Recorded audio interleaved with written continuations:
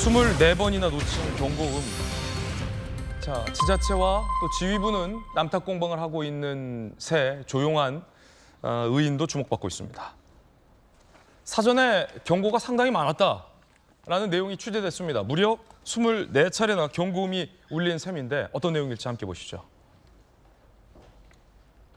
지난 15일 사고 당일 행복청 19차례, 충북과 청주시 흥덕구, 미호청교 공사 감리 담장은 5차례, 청주시 흥덕구와 경찰에게 사고 전에 침수, 범람, 신고가 있었다라는 겁니다. 합치면 24번이나 침수 내지 범람 신고가 있었다는 얘기가 됩니다.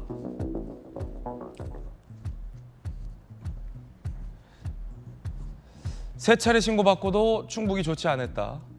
5번째 신고 후에 청주시에서는 대피 방송을 했다.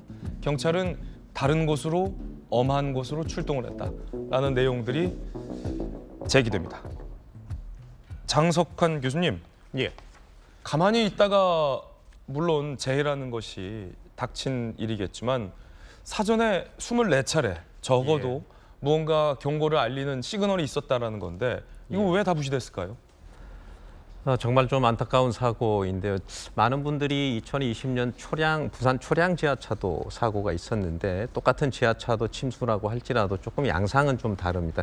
그 초량 지하차도 사고는 도심지 내부에 배수가 되지 않아서 도심지 배수 문제에 의해서 침수가 된 사고였고, 지금 궁평 지하차도는 바로 옆에 있는 미호강의 제방으로부터 붕괴 내지는 원류로부터 들어오는 많은 양의 갑작스러운 물이 있었는데, 제가 한 그래프를 하나 좀 보여드리고 싶은데요. 예, 한번 그래프를 보면서 이야기 나눠. 예, 한번 좀 띄워주시겠습니까?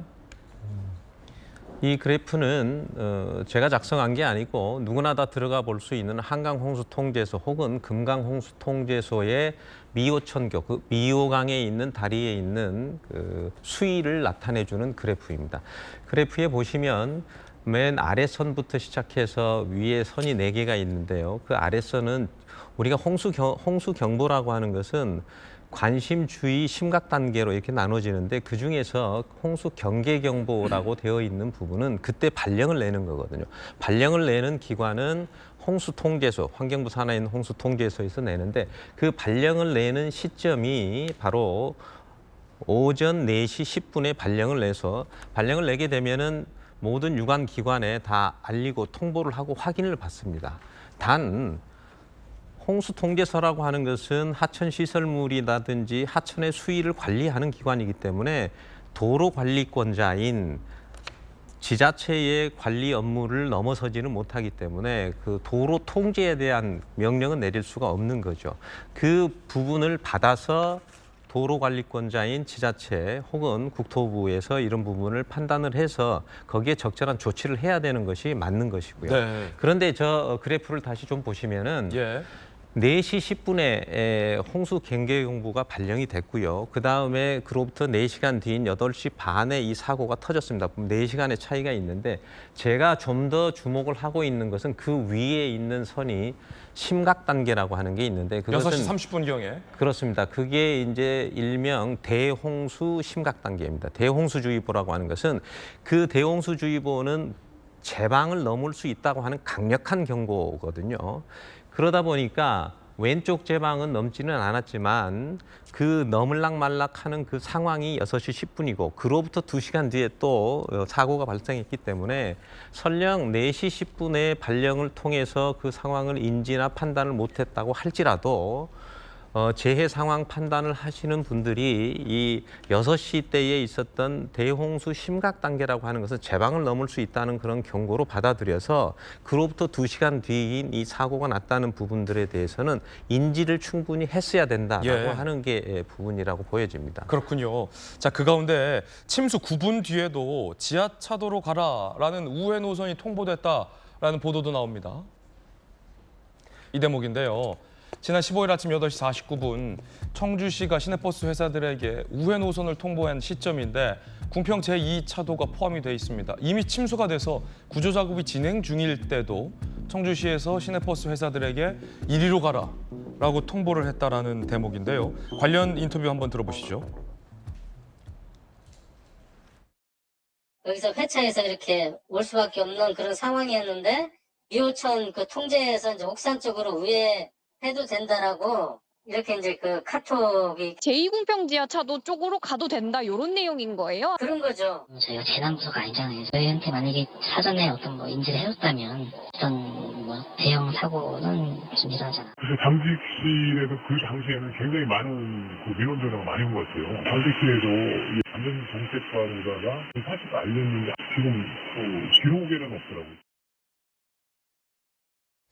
결국엔 뭐 도지사도 시장도 지자체장도 보고를 못 받았고 침수 사고가 발생한 이후에도 청주시 내부에서도 공유가 안 돼서 버스 회사들에게 그리로 버스를 운전하라라고 통보를 한 꼴이 된 셈입니다.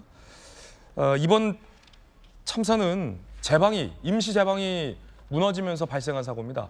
이 임시 제방 건설과 관리를 줌으로 하고 있는 행복청에서 한 달 전 이 공사 현장을 방문했는데 이상 없다라는 판단을 했던 것도 도마 위에 올랐습니다.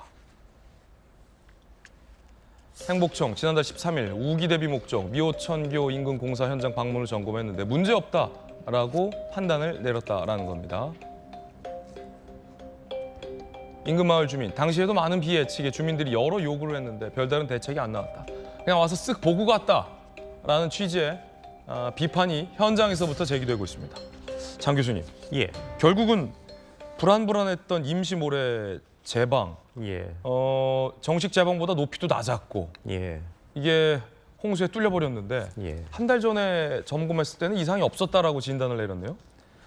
충분히 점검을 못한 것은 뭐 사실인 것 같습니다. 보통 이제 공사를 하게 되면은 제방을 일부 절개를 하고 임시 제방을 쌓는데 모든 제방이라고 하는 것은 설계 기준에 정확하게 맞춰서 그 부분을 제방을 쌓아야 되는데 그 설계 기준에 적합했는지에 대한 부분은 분명히 이번 기회에 다시 한번 좀 짚고 충분한 검증과 검토가 또 체크가 좀 필요할 부분이라고 보여집니다. 행복청에서는 뭐 1m 높게 쌓았다라고 해명했는데 그 해명이 사실과 다르다 이런 지적도 지금 나오는데요. 어제 매스컴에서 일부 보도가 됐습니다. 즉 시설 기준에는 명확하게 계획 홍수이라고 하는 그 홍수장에서 안전성을 위해서 1.5m, 적게는 0.6m부터 1.5m까지를 쌓게 되어 있는데 그 부분이 아마 충족되지 못한 것으로 어제 이제 발표가 됐었죠.